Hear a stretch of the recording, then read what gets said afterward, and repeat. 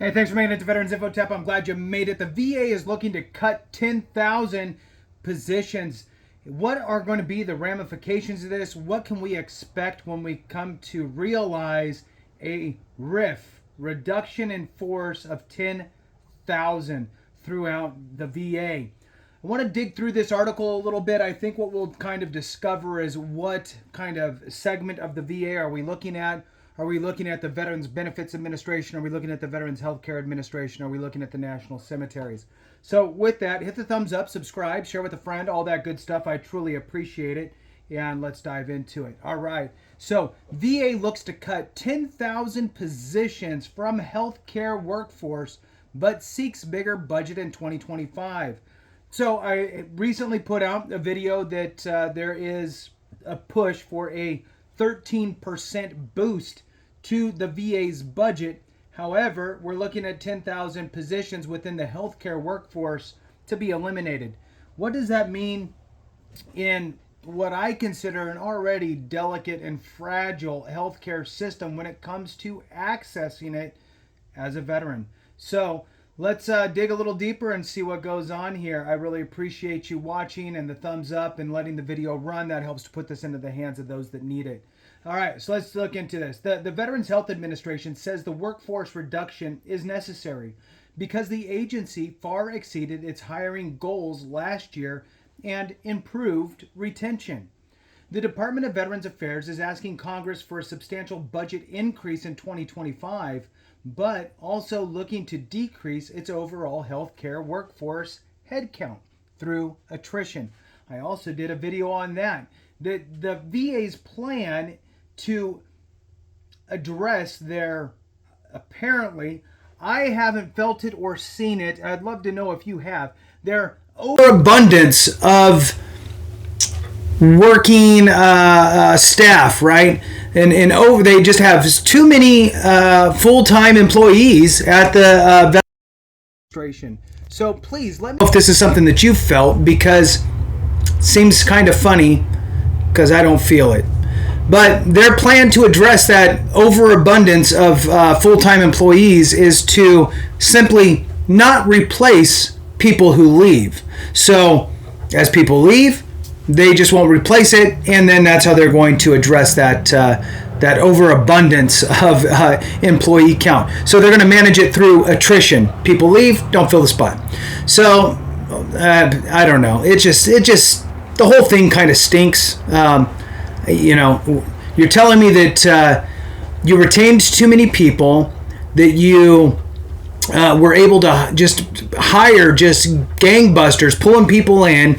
As many people as you thought were going to leave didn't leave. And oh, by the way, there's also this supposed big influx of veterans seeking health care due to the PACT Act, due to the recent allowing of veterans to now access the healthcare administration regardless of other avenues. Because for those that don't know, there's several different ways within to the healthcare administration. The biggest by far has always been just being service connected, get you through the door, means tested, prisoner of war, Purple Heart, certain war periods. Well, they just opened up the whole kind of Gulf War thing to allow you to just simply go get healthcare. So even though we have all this coming, they're still looking to reduce by 10,000. I think it's going to be a storm brewing here. Let's move on. The VA is asking for $369.3 billion in fiscal 25, nearly a 20% increase from enacted spending levels. The department is continuing or counting on those funds to handle one of its biggest expansions of VA healthcare and benefits in its history, which is happening under the PACT Act. Under the accelerated PACT Act implementation timeline, all veterans exposed to toxic substances and other hazards during military service at home or abroad became eligible to enroll directly in VA healthcare without first applying for VA benefits March 5th. It's the one I just talked about, right? So they opened up this doorway into healthcare as well. But still, 10,000 reduction through attrition. VA Assistant Secretary for Management and Chief Financial Officer John Rychalski told reporters on Monday that the budget request comes at a critical moment for VA. The Mission Act, which was a great act, COVID-19 pandemic, and the PACT Act have all led to record growth in community care year over year. They've put us on a path where we cannot sustain the rapid growth and community care in addition to the fixed costs that support our massive direct care system. Rychalski said VA Secretary has described this moment in VA history as the department being on a seam, and that the following years will determine whether or not veterans continue to receive most of their health care within the VA system. This year and the next several years, 24, 25, 26, year 24, 25, 26, will be instrumental in determining what side of the seam we end up on, what the VA will look like, and how we will deliver care in the future. So in other words, the VA care system, if you don't utilize it, it's not going to exist in the ways that we see it if you don't utilize it. If you utilize it, then it will still be there. It'll be a veteran kind of only, healthcare system.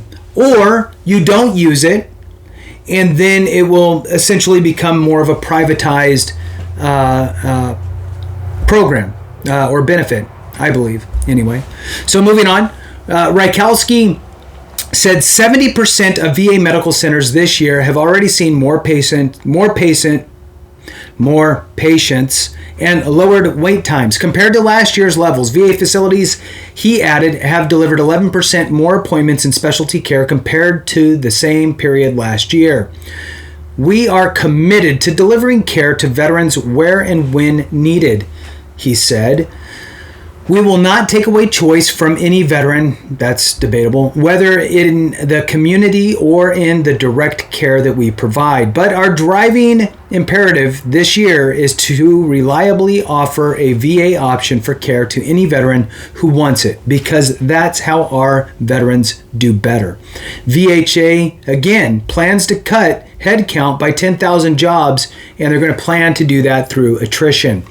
The Veterans Health Administration is looking to reduce that overall headcount in 2025 through attrition, like I said. The VA's 2025 budget request supports more than 448,000 employees, a more than 10,000 decrease from the 2024 estimated workforce levels, with most of the workforce reduction coming from the VHA. So remember that it's a three-headed monster, right? VHA, VBA, and cemeteries.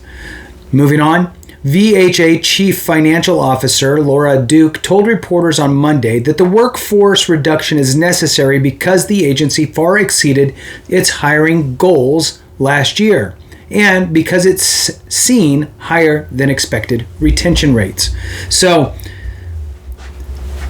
basically, they were counting on people leaving, getting fired, quitting, whatever, and that didn't happen. I can't see it really being, hey, look, we need to hire, just to use easy numbers, 1,000 people. So, wow, people still want to get hired. We hired 1,500. Wow. Why would you hire for positions that you're not currently either empty or going to vacate? It usually doesn't happen. So, they were expecting people to leave, get fired, whatever it is. That didn't happen. So here we sit. And oh, by the way, if it's on the firing timeline and for some reason unions or whatever were able to negotiate and keep people on board longer, or the due diligence on the employer, the VA, had to be stretched out longer, and performance improvement plans and blah, blah, blah, and stretching all of that out. Well, now you have some lackluster employee who's still at the VA who's serving you. Then what happens is the good people get tired of picking up the slack of the bad people, and they leave. Well, now they're not going to fill that position with somebody good. The garbage is going to stay. So, it's kind of, It's going to be a management nightmare, and who's going to pay the price is us as veterans, in my opinion. Moving on, we don't have to keep hiring in order to just stay steady state, the way that we did during the pandemic, Duke said. We brought on the adequate workforce to deliver the care that we anticipate delivering in 2025. So we'll just be attriting back down so that we can continue to hire. You know, it's just really frustrating. And back to the point that I was making, right, is that doing it through attrition might not be the best for veterans, because sometimes the good people are the ones who are leaving, and the garbage who can't find any better job is still there. And so that's what we get to deal with. Thanks a lot, VA. We appreciate it. So let me read through here a little bit more and see what else we could pick out. So we'll just attriting back down so that we can continue to hire in a certain priority care areas, focusing, for example, on mental health. Duke said VHA expects to easily meet the workforce target by not filling some positions when employees retire or leave the agency. Okay. We'll see what happens. With an enterprise as large as ours, we don't anticipate not being able to arrive at that target, she said. So I'm going to leave it there. It's an interesting situation. It's going to be a management nightmare. I hope that they can force attrition through the non-performing employees. And that would be the best way to do it. So there's always two ways to handle things, right? You can be proactive and look at the situation at hand and go, okay, this is the way we can make the best out of this situation as an organization, okay? So that way we can not disrupt our clients, the veterans, right? And so to me, it would be, let's be, from a management perspective, a Johnny or Janie on the spot and really manage to the expectations that we have set, inspect what we expect, and for those that aren't cutting it, they get put on performance improvement plans as soon as we can through the process, and then go ahead and get them to the point of letting them go. It's a process due to unions and all that stuff. Somebody who's not performing, there's a lot of conversations and write-ups and documentation that have to go into effect, and then the performance improvement plan and so forth, and then a failure in that point. I mean, you're looking at